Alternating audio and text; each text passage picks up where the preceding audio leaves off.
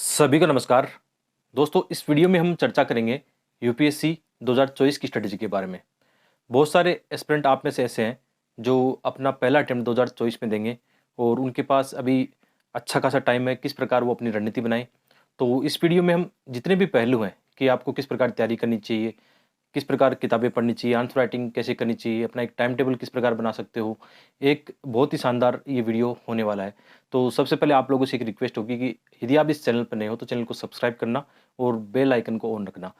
साथ में आपको बहुत सारा कंटेंट यहाँ पे फ्री में मिलेगा, प्लेलिस्ट में जाकर देखोगे तो एथिक्स, जीएस3, ज्योग्राफी, ये सब चीज़ें आपको यहाँ पे फ्री में वीडियो अच्छा कंटेंट आपको मिलेगा। और साथ में मुझे भी यूपीएससी का अच्छा अनुभव है, 4 बार प्री पास करने का और 3 बार इंटरव्यू देने का, तो मेरा अनुभव इस वीडियो के माध्यम से आपके काम आने वाला है। तो सबसे पहले हम पॉइंट वाइज चलते हैं कि एक-एक बिंदु पर हम चर्चा करने वाले हैं कि सबसे पहले आपको क्या करना चाहिए। आपकी स्ट्रेटेजी में सबसे पहला बिंदु आपका क्या होना चाहिए? तो सबसे पहला होता है सिलेबस, ठीक है? और आपको सिलेबस के लिए कुछ नहीं करना। आप गूगल में करोगे यूपीएससी नोटिफिकेशन करोगे आप। नोटिफिकेशन जैसे डालोगे तो जैसे उसमें यूपीएससी का कोई नोटिफिकेशन 2022 वाला ओपन हो जाएगा, पीडीएफ आपको मिल जाएगी। और इस पीडीएफ में क्या होगा, आपको एक सिलेबस मिलेगा यूपीएससी का। जैसे प्रीलिम्स का नोटिफिकेशन आता है, जैसे अभी 2023 का भी आएगा, फरवरी में आएगा आगे जाके। लेकिन आप 2022 वाला आप जैसे नोटिफिकेशन ऑन करोगे, उसके अंदर सिलेबस दिया होता है। सिलेबस में उसमें प्री का सिलेबस होता है, आपके मेंस का सिलेबस होता है और इंटरव्यू का भी उसमें सिलेबस होता है। तो ये सिलेबस आप इसकी पीडीएफ लेके चाहो तो फोटोकॉपी निकाल लो, या अपने साथ में ऐसे भी रख सकते हो, या अपनी वॉल पे चिपका लो। दीवार पे सामने चिपकाओगे तो आप इसको आसानी से चीज़ों को समझ पाओगे, किस प्रकार की हमारा सिलेबस प्री का है, कैसा मेंस का है, कैसे हमें इंटीग्रेटेड स्टडी करनी है। उससे आपको एक आइडिया मिल जाएगा। सिलेबस आपको क्या सिखाएगा? सिलेबस आपको अपने लक्ष्य की ओर एकदम सीधी डायरेक्शन में ले जाएगा। अदरवाइज़ क्या होता है, सिलेबस को हम सही से नहीं देखते ना, तो हमारी दिशा जाने चाहिए हमें सीधे, और हम चले जाते हैं टेढ़े, यानी हम कभी अपने टारगेट तक नहीं पहुँच पाते हैं। तो सिलेबस ये सबसे बड़ा आपका रोल निभाएगा। सिलेबस के बाद में सबसे इम्पोर्टेंट जो चीज़ आती है वो होता है आपके प्रीवियस ईयर के क्वेश्चन। अब प्रीवियस ईयर के क्वेश्चन आपको कहाँ मिलेंगे? तो इसके लिए आपको जाना होगा यूपीएससी की या तो वेबसाइट पे देख लो, या यूपीएससी का आजकल तो ऐप भी लॉन्च कर दिया है। ठीक है, आप आराम से गूगल पर यूपीएससी टाइप करो, ऑफिशियल वेबसाइट पे आप देखोगे, वहाँ पे आपको मिलेंगे प्रीवियस ईयर के क्वेश्चन। प्रीवियस ईयर के क्वेश्चन में इसमें आप कोशिश ये करो कि 5 से 10 साल के पेपर आपको मिल जाएंगे। प्री के भी मिलेंगे इसमें, साथ में आपको मेंस के पेपर भी मिलेंगे। अब आपको 2-4 दिन ये देखना है कि सिलेबस सामने रखना है। और जैसे हम सिलेबस की यदि बात करें तो जैसे सिलेबस में ज्योग्राफी में देखना आप क्या लिखा हुआ है, या हिस्ट्री में क्या लिखा हुआ है। प्री का सिलेबस उतना डिफाइन नहीं है, आप मेंस के सिलेबस को थोड़ा सा देखना। मेंस का सिलेबस थोड़ा डिटेल में होता है, प्री का थोड़ा डिटेल में नहीं होता है, ठीक है? तो वैसे भी जब हम तैयारी करते हैं ना, तो सबसे पहले हम तैयारी की शुरुआत करते हैं तो इंटीग्रेटेड अप्रोच के साथ करते हैं, यानी प्री और मेंस दोनों साथ में लेके चलेंगे। यानी सबसे पहले प्राथमिकता किस चीज़ को देंगे? मेंस को देंगे हम। मेंस का जो सिलेबस है आपका, जीएस फर्स्ट से लेकर 4 आपके जीएस के सब्जेक्ट हो गए, एक ऐसे राइटिंग हो गई, एक आपका ऑप्शनल सब्जेक्ट हो गया। तो सबसे पहले आप मेंस का सिलेबस पहले तैयार करोगे। और मेंस के सिलेबस में जब आप देखोगे ना, तो आपको ये देखना है कि जैसे एग्जाम्पल के तौर पर हम देखते हैं कि इसके अंदर आप में सिलेबस में हिस्ट्री के लिए क्या लिखा हुआ है। जैसे जीएस फर्स्ट आप देखोगे, उसमें हिस्ट्री लिखा हुआ है, तो हिस्ट्री के अंदर क्या लिखा हुआ है, उस ज्योग्राफी में क्या लिखा हुआ है, ठीक है? जैसे आप ये सिलेबस देखते हो, तो इसके साथ साथ आप क्या करोगे, जैसे आपको ये देखना है ज्योग्राफी के मेंस में क्वेश्चन किस टाइप के आए हैं। जैसे आप 2022 का पेपर देखना कि मेंस के अंदर ज्योग्राफी में किस टॉपिक से कैसे क्वेश्चन पूछे। जैसे एग्जाम्पल के तौर पे देखिए, मेंस के अंदर ज्योग्राफी में ज़्यादातर क्वेश्चन कौन से आएंगे? ज़्यादातर एनसीईआरटी बेस्ड क्वेश्चन आएंगे। जैसे इस साल भी आपने देखा, जैसे चट्टानों का क्वेश्चन था, जलधाराओं का क्वेश्चन था। तो आपको एक मोटा मोटी आइडिया लग जाएगा कि ज्योग्राफी में कैसे किस टाइप के क्वेश्चन आ रहे हैं और कहाँ से आ रहे हैं। साथ में यदि आप प्री में आप ज्योग्राफी का देखोगे तो क्वेश्चन कहाँ से आते हैं? मैपिंग के ज़्यादा क्वेश्चन आते हैं। आप लगभग क्वेश्चन देखना, आप मैपिंग के बहुत क्वेश्चन आते हैं। इसी तरह से आप हिस्ट्री पढ़ोगे तो हिस्ट्री के अंदर आप देखोगे कि आधुनिक भारत का बहुत इंपॉर्टेंट रोल होता है। इसी तरह आप पॉलिटी पढ़ोगे तो पॉलिटी के अंदर जैसे लक्ष्मीकांत आप पढ़ते हो, और कुछ एनसीईआरटी किताबें कभी पढ़ते हो तो उनका आप सहारा ले सकते हो। तो आपको देखना क्या है कि प्री का और मेंस का प्रीवियस ईयर क्वेश्चन देखने, उससे आपको एक आइडिया मिल जाएगा कि यूपीएससी आपसे क्या जानना चाहता है। यदि आप इतना कर लेते हो तो मेरी मेरी एक राय है, मेरी एक ओपिनियन है कि इतना आप कर लेते हो तो यूपीएससी का आपने 10% काम कर लिया। क्योंकि बहुत सारे एस्पिरेंट यही नहीं कर पाते हैं, तैयारी करते हैं उनको 2-3 साल हो जाता है, लेकिन उनको ये पता नहीं कि उनका सिलेबस क्या है, ठीक है? और साथ में उनका जो प्रीवियस ईयर क्वेश्चन है वो किस टाइप के पूछे जाते हैं। विशेषकर प्री उन लोगों को ज़्यादा निकलता है जो लास्ट 20 ईयर 25 ईयर के जो प्रीवियस ईयर के क्वेश्चन ज़्यादा निकालते हैं। तो आप अपनी रणनीति में ये देखना कि आपको सबसे पहले सिलेबस प्रीवियस ईयर क्वेश्चन का थोड़ा सा बार बार अध्ययन करना है, मतलब थोड़ा गहराई से अध्ययन करना है। इसको ये देखना है कि चीज़ों को समझना है कि यूपीएससी आपसे क्या चाहता है, यूपीएससी का सिलेबस कैसा है, यूपीएससी के पुराने प्रश्न पत्र कैसे हैं। थोड़ा-सा ऐसे चीज़ों को विवेक और बुद्धि का इस्तेमाल करोगे ना, तो आपको एक आइडिया लगने लग जाएगा कि किस प्रकार आपको इस एग्ज़ाम की तैयारी करनी है, ये आप देख सकते हो। इसके बाद में आपको एक टाइम टेबल बनाना है। जैसे अभी हम बात कर रहे हैं कि अभी जैसे अक्टूबर शुरू होने वाला है कल से, तो अक्टूबर 2022 है अभी। तो आपको टाइम टेबल ऐसे बनाना है कि आप अपने हिसाब से बनाना। मैं केवल आपको गाइड कर रहा हूँ कि आपको एक टाइम टेबल ज़रूर बनाना चाहिए कि जैसे आप अभी कॉलेज लाइफ में हो, तो आपको अभी 2 साल बाद में एग्ज़ाम देनी है। 23 ये मान के चलो 2 साल पूरे हैं नहीं, ठीक है? जैसे अक्टूबर से लेके आप चलोगे तो आप ये डिसाइड कर सकते हो कि अगले 6 महीने आपको क्या करना है, 6 से 8 महीने आपको क्या करना है, नेक्स्ट फिर 6 महीने आपको क्या करना है। इस दृष्टिकोण से आपको आगे बढ़ना चाहिए। उसमें क्या होगा, जैसे सबसे पहले क्या होना चाहिए आपके टाइम टेबल में, आपको कम से कम ये डिसाइड करना है कि मुझे पहले 6 महीने है ना, अपनी एनसीईआरटी बुक्स खत्म करनी है। जितनी भी एनसीईआरटी बुक्स है उनको अच्छे से खत्म करना है, उनकी रीडिंग मारनी है, 2-3 बार अच्छे से रीडिंग मारनी है, समझ-समझ के रीडिंग मारनी है। जैसे आप यूट्यूब पर देख लेना कि कैसे एनसीईआरटी पढ़ते हैं। मैंने भी ज्योग्राफी की एनसीईआरटी अच्छे से 6 से लेकर 12 तक पढ़ाई है, तो अपनी वीडियो देखना कि कैसे आपको पढ़नी चाहिए। इवन यूट्यूब पर बहुत सारे टीचरों ने अलग-अलग सब्जेक्ट अच्छे तरीके से पढ़ा रखा है, तो आप ये कर सकते हो, सेल्फ स्टडी के माध्यम से आगे जा सकते हो। आपके टाइम टेबल में ये है कि आपको कोचिंग करनी है, तो आप कोचिंग का भी डिसाइड कर सकते हो। आप इस मामले में खुली राय रखना कि आपको कोचिंग करनी है, सेल्फ स्टडी करनी है, जो भी करना है आपको अभी करना है। जो 6 से 8 महीने शुरू वाले हैं ना, इन्हीं में आपको ये चीज़ें करनी है, ये डिसाइड करना है कि आपको कोचिंग करनी है, सेल्फ स्टडी करनी है। आजकल ये है कि ऑनलाइन इतनी चीज़ें मिल रही है, तो कोचिंग की उतनी आवश्यकता है नहीं, क्योंकि पहले का ज़माना अलग था कि आपको ऑफ़लाइन जाना पड़ता था, ऑनलाइन चीज़ें उतनी नहीं होती थी। लेकिन अभी तो मतलब आपके पास कंटेंट की और जो भी क्लासेज़ है, उनकी कमी नहीं है, ऑनलाइन आप कर सकते हो आराम से। इन चीज़ों को देख सकते हो, मोस्ट ऑफ कंटेंट फ्री में भी रहता है, उसकी कोई दिक्कत नहीं है। तो ऐसे कर सकते हो। तो 6 महीने, 8 महीने का आप एक टाइम टेबल बनाओगे। जैसे एग्ज़ाम्पल के तौर पे अक्टूबर से लेकर दिसंबर तक 3 महीने ये हो गए आपके पास, और बाद में मार्च 23 तक आप ऐसा कर सकते हो कि आप 6 महीने, शुरू के 6 महीने में अच्छी तरीके से आप एनसीईआरटी किताबों को ढंग से अध्ययन करो। ये कर सकते हो। साथ में एक डेली न्यूज़पेपर रख सकते हो। डेली न्यूज़पेपर पढ़ना इसमें बहुत अच्छा माना जाता है, ठीक है? और न्यूज़पेपर कोशिश करना थोड़ा-सा यूपीएससी की अप्रोच के हिसाब से पढ़ना, जैसे इंडियन एक्सप्रेस है, द हिंदू है, इनमें से पढ़ने की कोशिश करना। और कौन-सी एनसीईआरटी किताबें पढ़नी है, तो अपने प्लेलिस्ट में जाना। मैंने एनसीईआरटी किताबों को लेकर बहुत अच्छे वीडियो बनाए कि को समय-समय पर बताया कि कौन-कौन सी एनसीईआरटी इंपॉर्टेंट है, कैसे पढ़नी है, वो भी मैंने बताया है। प्री के भी अच्छे ट्रेंड एनालिसिस किया है कि प्री में कैसे क्वेश्चन पूछ जाते हैं, मेंस के भी अच्छे वीडियो आपको प्लेलिस्ट में मिलेंगे। थोड़ा इनका सहारा ले लेना। तो पहले आप 6 महीने तक आपने ये 5-6 महीने एनसीईआरटी किताबों को बनाया। उसके बाद में जो नेक्स्ट आपके 5-6 महीने होंगे, फिर आप क्या करोगे, जैसे अपना ऑप्शनल सब्जेक्ट आपका हो गया, चाहो तो इसी समय ले सकते हो ऑप्शनल सब्जेक्ट। एक काम तो ये कर सकते हो कि बाद में क्या करना है, एडवांस स्टडी करनी है। पहले आपने धीरे-धीरे कोशिश की, जो अच्छी चीज़ें हैं, मतलब रोचक चीज़ें, उनको पढ़ने की कोशिश की, आसान चीज़ों को आपने पढ़ने की कोशिश की।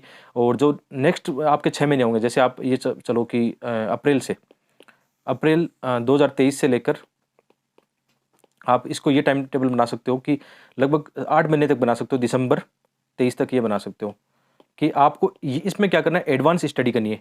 एडवांस स्टडी का मतलब क्या होता है, अब जितनी भी मतलब इसमें स्टैंडर्ड बुक होगी, जैसे लक्ष्मीकांत है, स्पेक्ट्रम है, आपको ये पढ़नी है। आपको चाहिए ये लगता है कि किसी कोचिंग के नोट्स पढ़ने, तो कोचिंग के नोट्स आप इसमें पढ़ सकते हो। आपको इस समय ऑप्शनल सब्जेक्ट है, तो उस ऑप्शनल सब्जेक्ट का भी आपको अच्छे से नॉलेज चाहिए, तो उसको ग्रहण कर सकते हो। और साथ-साथ में आप आंसर राइटिंग का भी अपना इसमें प्लान बना सकते हो। ये आपका होना चाहिए। और एक बात ध्यान रखना, यदि आप 2024 के अटेम्प्ट में बैठ रहे हो ना, ये टाइम टेबल वैसे है ना, सबका अपना-अपना होगा। मैं तो आपको एक रफली आइडिया दे रहा हूँ कि ऐसे आपको 5-6 महीने की एक स्ट्रैटेजी बनानी चाहिए, ठीक है? तो जैसे एक रफली आइडिया आपका क्या होगा कि दिसंबर 2023 तक है ना, ये हो जाना चाहिए। यदि आप 2024 की प्रीलिम्स में बैठ रहे हो, 2024 की प्रीलिम्स आप मानो मई-जून में होती है, मई मान लेके चलो, 2024 में बैठ रहे हो, तो दिसंबर तक आपका पूरा सिलेबस हो जाना चाहिए। मतलब इसमें ऐसा आना चाहिए कि आपका मेंस का, स्पेशली मेंस के जितने भी टॉपिक है, मेंस में चाहे जीएस हो, चाहे ऐसे राइटिंग हो, चाहे आपका ऑप्शनल सब्जेक्ट हो, ठीक है? ये पूरा सिलेबस और इनके शॉर्ट नोट्स आप बना सकते हो, तो ये बना लेना। मतलब ये हो जाना चाहिए, ताकि आप जब यहाँ पे जाओ ना, 2024 जनवरी में जाओ, तो आपके पास जब 4-5 महीने, 5-6 महीने बचे ना, उस पे आप फोकस करो। किसको? केवल प्री को फोकस करो। मेंस आपका पूरा अच्छे से तैयार है, आपने आंसर राइटिंग भी यहाँ पे कर ली है, और मेंस का सिलेबस भी आपने कर लिया, शॉर्ट नोट्स भी बना लिए। तो आप ऐसा कर सकते हो। फिर 5-6 महीने प्री को फोकस करके, प्री की टेस्ट सीरीज लगा के, एमसीक्यू करके, आप ऐसा एक आपका एक रोड मैप बन जाएगा। जब आपका आराम से प्री निकलेगा, तो उसके बाद में केवल आपको आंसर राइटिंग करनी है, क्योंकि आपने नोट्स वगैरह यहाँ बना लिए। तो इतना तो हो जाना चाहिए। आपको ये पता हो जाना चाहिए कि आपको कब-कब कौन-सी चीज़ तैयार करनी है। शायद ये चीज़ें टाइम टेबल वाली आपकी निश्चित रूप से काम आएगी। और टाइम टेबल बनाते समय एक बात ज़रूर ध्यान रखना कि टाइम टेबल तो सभी बनाते हैं, लेकिन उसको फ़ॉलो कौन कौन कर पाता है? वही लोग सही से फॉलो कर पाते हैं जिनकी रणनीति सही होती है, यानी जिनकी प्लानिंग और स्ट्रेटेजी सही होती है, वो अपने टाइम टेबल को भी सही से फॉलो कर पाते हैं। तो आपको यहाँ पे मैं एक ऑडियो बुक रिकमेंड करना चाहूँगा, चाणक्य नीति। चाणक्य के बारे में आपने कहीं पढ़ा भी होगा, सुना भी होगा, क्योंकि आप ये जानते हो कि चाणक्य जो नीति है हमारे व्यवहारिक जीवन में बहुत ज़्यादा काम आती है, कि कैसे आप अपनी विवेक और बुद्धि का इस्तेमाल करके अपने जो लक्ष्य हैं उनको हासिल कर सकते हो। तो इस ऑडियो बुक से आप अपनी प्लानिंग, विवेक, ये चीज़ें सीख सकते हो, और ये आपकी ना केवल यूपीएससी की जर्नी में काम आएगी, बल्कि आपकी व्यवहारिक ज़िंदगी में भी काम आने वाली है। और ये ऑडियो बुक आपको कुकू एफएम पर सुनने को मिल जाएगी, जिसका लिंक वीडियो को डिस्क्रिप्शन में दिया गया है, एक बार ज़रूर देखना। नेक्स्ट आगे बढ़ते हैं कि आप जब स्टडी करो ना, आपकी जब स्टडी का आप प्लान बनाते हो, याद रखना इंटीग्रेटेड स्टडी होती है। इंटीग्रेटेड स्टडी का मतलब होता है प्री प्लस मेन साथ पढ़ोगे तो आपका रास्ता बहुत आसान हो जाएगा। प्री प्लस मेन साथ पढ़ोगे, जैसे आप मेंस तैयार कर रहे हो कि आपने सबसे पहले मेंस ही पढ़ना शुरू किया, मेंस में आप ज्योग्राफी पढ़ रहे हो, तो आप ज्योग्राफी में ये देखो कि आपका ये प्री में भी है, मेंस में है। मेंस में जब आधुनिक भारत पढ़ते हो तो ये आपका प्री में भी है, मेंस में भी है, तो दोनों चीज़ें एक साथ हो जाएगी। जैसे पॉलिटी लक्ष्मीकांत पढ़ रहे हो तो ये प्री और मेंस दोनों के लिए हो जाएगी। तो इंटीग्रेटेड स्टडी से आप आगे बढ़ोगे ना, जैसे केवल आप प्री पढ़ते तो पहले प्री पढ़ो 6 महीने, फिर 6 महीने मेंस पढ़ो, 12 महीने लग जाएंगे। यदि आप इंटीग्रेटेड स्टडी पढ़ते हो तो 6 से 8 महीने में आप सिलेबस कवर कर लेते हो, इसका ये फ़ायदा मिलता है। तो इंटीग्रेटेड स्टडी का मतलब क्या हो गया कि मतलब दोनों चीज़ों को साथ लेके चलना है। इवन मतलब इंटू पर्सनालिटी डेवलपमेंट भी इसमें आता है आपका, कि आप जब यूपीएससी की तैयारी की सोचते हो, आईएएस बनना आपको, तो आपकी पर्सनालिटी को भी आपको इंप्रूव करना पड़ेगा, क्यों अच्छा व्यक्तित्व होगा तभी आपको इंटू में 6 मार्क्स मिलेंगे। तो इंटीग्रेटेड स्टडी में आप तीनों चीज़ शामिल कर लो, प्री प्लस मेंस प्लस इंटू, सब चीज़ों पे आपको ध्यान देना है। और सब चीज़ों में इनमें कौन गाइड करेगा आपको? आपका सिलेबस गाइड करेगा। यूपीएससी के सिलेबस में इन तीनों का सिलेबस होता है, इवन इंटू का भी सिलेबस होता है। आप नोटिफिकेशन एक बार जाकर देखना सही। आप में से बहुत सारे लोग ये कमेंट करेंगे, सर आप हमें ये पीडीएफ दे दो या ये नोट्स उपलब्ध करा दो। तो मैं एक बात बोलूँगा कि कहीं न कहीं आपकी क्षमताओं में कमी है। आप इतना एफर्ट नहीं लगा सकते कि आपको सिलेबस कहाँ से डाउनलोड करना है, चीज़ों को कैसे विवेक बुद्धि का इस्तेमाल करके समझना है, तो आपके लिए थोड़ा मुश्किल हो जाएगा, क्योंकि यूपीएससी में मैच्योरिटी का लेवल आपको अच्छा चाहिए होगा। ठीक है, इस बात का ध्यान रखना। जो आगे नेक्स्ट पॉइंट है, जैसे अभी हम बात कर रहे थे कि शुरुआती आप इस तरह में, जैसे आप अभी से तैयारी करना सोच रहे हो ना, तो 5-6 महीने आप ये कर सकते हो कि एनसीईआरटी किताबों से थोड़ी सी दोस्ती करो। एनसीईआरटी किताबों में ज़्यादातर नई किताबें हैं, नई वाली एनसीईआरटी किताबें ज़्यादा चल रही है। पुरानी वाली में केवल हिस्ट्री की जो चलती है, पुरानी 3 किताबें वो आती है, बाकी अधिकांश एनसीईआरटी नई किताबें। और इनसे संबंधित आपको वीडियो देखना हो तो अपने प्लेलिस्ट में जाना आपको, या सर्च करना अपने चैनल के नाम से, स्टडी आईज के नाम से। आपको आराम से अपने एनसीईआरटी बुक्स के जो वीडियो है वो मिल जाएंगे, तो उसमें कोई दिक्कत नहीं है, आप ऐसा भी कर सकते हो। ठीक है, एनसीईआरटी किताबें आपके लिए बेसिक चीज़ें बहुत अच्छे से तैयार कर देगी, और इवन इनका बड़ा रोल होता है। अच्छा, इसमें मेरा एक सजेशन होगा कि आप ना किसी पब्लिकेशन के बजाय जो ऑफिशियल एनसीईआरटी बुक्स आती है ना, वही पढ़ना, क्योंकि उनमें एनसीईआरटी किताबें क्या करेगी, आपकी मैच्योरिटी का लेवल बढ़ा देगी, आपके सोचने समझने की क्षमता है उनको बढ़ाएगी, क्योंकि उसमें चैप्टर ऐसे हैं जो आपको ऐसे सिखाएंगे कि कैसे जीवन में आगे बढ़ना होता है, कैसे चीज़ों को समझना होता है। अदरवाइज़ क्या होता है, जैसे अन्य किसी पब्लिकेशन के लेते हैं तो वहाँ पे क्या होता है, कॉपी पेस्ट मटेरियल होता है, तो वहाँ से चीज़ें हम रटने लगते हैं। जबकि यूपीएससी की एग्ज़ाम आपको ये चाहती है आपसे कि आप थोड़ा-सा ना एक विवेकशील प्राणी बनो, सोचने समझने की क्षमता आप में अच्छी विकसित होनी चाहिए। क्योंकि जो क्वेश्चन आते हैं प्री और मेंस में, ऐसे ही क्वेश्चन आते हैं कि आपसे मतलब ऐसे ही क्वेश्चन की डिमांड की जाती है, आपसे ऐसी डिमांड की जाती है कि आप सही से आपका एटीट्यूड, एप्टीट्यूड विकसित करो। तो एनसीईआरटी किताबें इसलिए पढ़ना बहुत ज़रूरी है। मेरा ओपिनियन आपके लिए होगा, इतने साल के अनुभव से ये कह सकता हूँ कि एनसीईआरटी किताबें पढ़ना। आपके पास पैसे नहीं है तो चिंता मत करो, ऑनलाइन सब ये किताबें जितनी भी है, पैसों के अभाव में आप अपनी तैयारी को नहीं रोक सकते। यदि आपके इरादे मजबूत है ना, तो आपको 1 रुपया खर्च करने की आवश्यकता नहीं है। जितनी भी रिसोर्सेज है सब आपको फ्री में मिल जाएंगे। कैसे मिलेंगे वो आप डिसाइड करो, कैसे आपको सर्च करना है। इतनी क्षमता आप में है तो आप कहीं नहीं फंसोगे। नेक्स्ट जो पॉइंट है, डेली न्यूज़पेपर, इसका बहुत बड़ा रोल होता है। बहुत सारे बच्चे इस चीज़ को स्किप करते हैं, कॉपी पेस्ट मटेरियल के पीछे भागते हैं। तो मेरा ये मानना है कि आप या तो द हिंदू पढ़ सकते हो, द हिंदू पढ़ लो, और या इसी के लेवल का मतलब इंडियन एक्सप्रेस अच्छा न्यूज़पेपर आता है। इंग्लिश मीडियम में आते हैं दोनों न्यूज़पेपर। हिंदी मीडियम वालों के लिए थोड़ा-सा ये होता है, समस्या आती है न्यूज़पेपर को लेकर। तो लेकिन फिर भी मेरी सलाह होगी, मैं खुद एक हिंदी माध्यम का विद्यार्थी हूँ और मेंस में अच्छे मार्क्स आ चुके हैं, प्री भी बार-बार निकल चुका है, तो इनका सहारा मैंने भी लिया है, इंडियन एक्सप्रेस या द हिंदू का। और इनके नोट्स आप देखना, मैं टेलीग्राम पे डेली डालता हूँ कि मैं क्या पढ़ता हूँ, मैं नोट्स कैसे बनाता हूँ शॉर्ट्स में। टेलीग्राम चैनल का लिंक वीडियो को डिस्क्रिप्शन में आप ज़रूर देखना। ये आपको जितनी भी पीडीएफ है हर एक दिन की आपको वहाँ मिल जाएगी। अच्छा, इससे जुड़ा मैं आजकल एक और अच्छा कार्यक्रम यहाँ पे लेके आया हूँ आप लोगों के लिए, बिल्कुल फ्री में टेलीग्राम पे। पॉडकास्ट मतलब जो भी अच्छी न्यूज़ आती है उसको मैं टेलीग्राम पर जो पीडीएफ आती है उसी के साथ में ऑडियो पॉडकास्ट के रूप में वहाँ पे शेयर करता हूँ, तो आपको वहाँ से मदद मिल जाएगी। लेकिन मेरा यही कहना होगा फिर भी कि आप न्यूज़पेपर पढ़ो, आप खुद से पढ़ो। मतलब मैं ये नहीं कहता हूँ कि आपको मेरे नोट्स पर निर्भर रहना चाहिए। आप है ना अपनी चीज़ों को पढ़ो, क्योंकि ये चीज़ें आपको एक बेहतरीन इंसान बनाएगी, एक विचारशील प्राणी बनाएगी। इसलिए मैं चाहता हूँ कि आप खुद इन चीज़ों को करो, ठीक है? ये कर सकते हो। बाकी चाहो तो इसमें फिर मंथली मैगज़ीन, जैसे अच्छी मैगज़ीन आप जो चाहो आप किसी भी अच्छी कोचिंग की मैगज़ीन आप लास्ट में पढ़ सकते हो, लेकिन न्यूज़पेपर पढ़ना आपके लिए बहुत ज़रूरी है, तो ये आप कर लेना। इसके अलावा ये इम्पोर्टेंट है कि ऑप्शनल सब्जेक्ट का चुनाव करते समय आपको ये ध्यान में रखना है कि यूपीएससी का क्या ट्रेंड है, क्या उनका मार्किंग पैटर्न है। साथ में वो सब्जेक्ट आप आसानी से समझ पाते हो या कि नहीं पाते हो, आपका थोड़ा इंटरेस्ट कैसा है, थोड़ा-सा सबसे ऊपर इसमें रखना मार्किंग पैटर्न, कि उसका मार्किंग पैटर्न कैसा है, कैसे उसमें मार्क्स आते हैं। आप ये देखना टॉपर्स के कितने उस सब्जेक्ट में मार्क्स आए हैं। साथ में ये देखना कि उस सब्जेक्ट में कंटेंट छोटा है कि नहीं, ये देख सकते हो कि कंटेंट आसानी से उपलब्ध है कि नहीं, ये भी देख सकते हो। जैसे हिंदी माध्यम के विद्यार्थियों को विशेषकर थोड़ा सोच समझ के सब्जेक्ट चुनना चाहिए, क्योंकि सब्जेक्ट यार बड़ी भूमिका निभाता है आपके, और सब्जेक्ट अच्छा नहीं होगा तो अच्छे उस मार्क्स नहीं आएँगे, तो आपको फाइनल लिस्ट में नाम आना बहुत ज़रूरी है।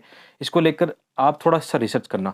जैसे हिंदी माध्यम के विद्यार्थी कैसे सब्जेक्ट ले सकते हैं, विशेषकर जैसे हिंदी साहित्य ले सकते हैं, संस्कृत साहित्य हो गया, हिस्ट्री ऑप्शनल सब्जेक्ट है, पॉलिटिकल साइंस, ये सब्जेक्ट अच्छे सब्जेक्ट हैं, इनको आप आराम से ले सकते हो।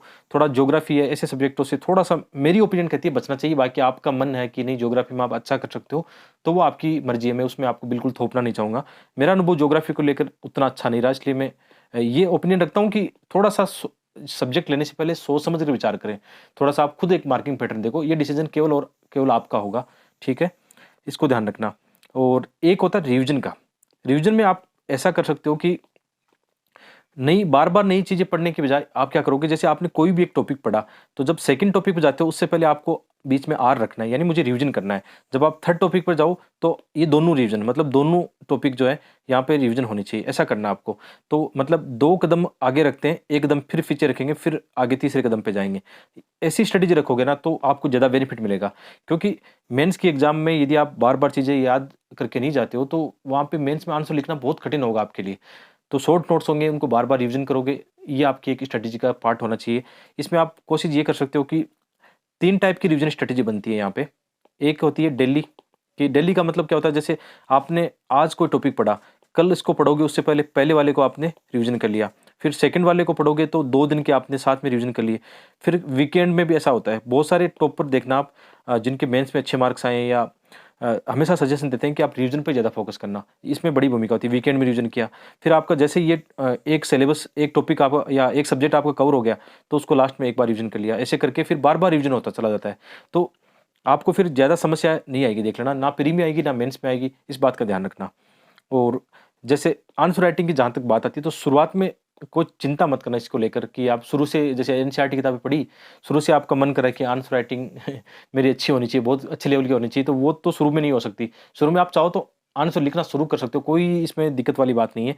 लेकिन जब आपका एक बार सिलेबस हो जाएगा मेरे हिसाब से, कि आप ठीक-ठाक सिलेबस एक बार पढ़ लेते हो, उसके बाद में आंसर राइटिंग करोगे, क्योंकि आंसर राइटिंग में क्या होना चाहिए, इंटीग्रेटेड अप्रोच होनी चाहिए, यानी जितने भी सब्जेक्ट हमारे होते हैं वैसे आपस में जुड़े रहते हैं। तो कई आयाम उसमें मल्टीपल डायमेंशन चाहिए, तो एक बार जब आपका सिलेबस हो जाता है, तो आंसर राइटिंग आप कर सकते हो। आप जैसे साल भर आपने पढ़ाई की या 6 महीने, 8 महीने आपने पढ़ाई की, उसके बाद में आंसर राइटिंग के बारे में सोच सकते हो, और आपको लगता है कि आपने मेंस का ठीक-ठाक सिलेबस कर लिया है, आपको कोई टेस्ट सीरीज़ जॉइन करनी है या प्रीवियस ईयर क्वेश्चन ध्यान रखना है इसमें, वो लिख सकते हो। इवन 5 साल के यदि आप प्रीवियस ईयर पेपर लिखते हो, आप ये देखना बहुत सारे क्वेश्चन रिपीटेशन है उनमें। इस साल भी मैंने देखा कितने क्वेश्चन एथिक्स में, जीएस 3 में बिल्कुल डायरेक्ट वही आ गए जो पहले उन्होंने पूछ रखा है। तो आप क्यों नहीं पहले जो 5 साल के पेपर है उनके ढंग से मॉडल आंसर तैयार कर लो, तो भी आपका आंसर राइटिंग अच्छा हो जाएगा।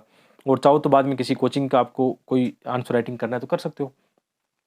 और इसमें आजकल ये बड़ा सीसेट का मामला ज़्यादा बड़ा हो गया है। तो जो न्यू एस्पिरेंट है विशेषकर 2024 वाले भी ध्यान रखना कि अभी से अपनी थोड़ा-सा मैथ, रीजनिंग वगैरह इन पे थोड़ी-सी पकड़ बनाओ। यूट्यूब पे बहुत सारे वीडियो हैं। वैसे भी ये होता है कि यूपीएससी एस्पिरेंट क्या करता है, कई एग्ज़ाम देता है। जैसे एसएससी की एग्ज़ाम देता है या स्टेट पीसीएस की एग्ज़ाम देते हैं।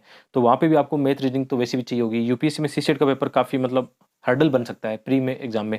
तो इसको थोड़ा-सा ऐसा कर सकते हो, अपनी स्ट्रेटजी में अभी से शामिल कर सकते हो कि आपको अपना मैथ, रीजनिंग अच्छा इम्प्रूव करना है। इसको देख सकते हो। और लास्ट का जो पॉइंट है, सबसे इम्पोर्टेंट पॉइंट है कि आप इस जर्नी में जब आगे बढ़ोगे ना, तो कई बार दुविधाएँ आएगी या मानसिक समस्या आएगी। तो उस समय केवल एक चीज़ याद करना कि अपने आप पर जो विश्वास है वो दिखाना, कि आपने जो रास्ता चुना है, वो आपके लिए बेस्ट है। आपने जो सपना देखा है वो आप ही पूरा करने वाले हो। और जब भी कमज़ोर पड़ो तो मतलब अपने मतलब अपने सपने को याद कर लेना, या जो भी चीज़ें हैं उनको सही से मैनेज करना सीख लेना। कुछ ज़्यादा दिक्कतें आने वाली है नहीं, और मुझे ये लगता है कि आपका आत्मविश्वास ही आपको अंतिम सफलता दिलाएगा। ठीक है? तो ये एक शानदार स्ट्रैटेजी मेरे हिसाब से काम आने वाली है और जो बीच में हमने कुक एफएम का ज़िक्र किया था, बहुत ही शानदार प्लेटफ़ॉर्म है। मैं ये चाहता हूँ कि एवरी एस्पिरेंट मतलब उनके मोबाइल में ये ऐप होना चाहिए क्योंकि यहाँ पे इतनी ऑडियो बुक है, जैसे भी आपको कभी फुर्सत के आपके पल हैं, आराम से ईयरफ़ोन लगाओ और सुनो और आपके अकॉर्डिंग मतलब आप चाहो तो यूपीएससी के सिलेबस से मैच करने वाली जैसे थिंकर्स की किताबें सुनो या मोटिवेशनल आप जो बुक्स हैं या समरीज़ हैं उनको सुन सकते हो। आप मेरा कोड इस्तेमाल करोगे डीजे50 तो आपकी जो प्राइस है आधी हो जाएगी। यानी वैसे तो इनकी साल भर की प्राइस ₹399 होती है लेकिन आप कोड जैसे इस्तेमाल करोगे, आपकी प्राइस ₹199 हो जाएगी। तो लिंक वीडियो के डिस्क्रिप्शन में एक बार ज़रूर देखना। धन्यवाद।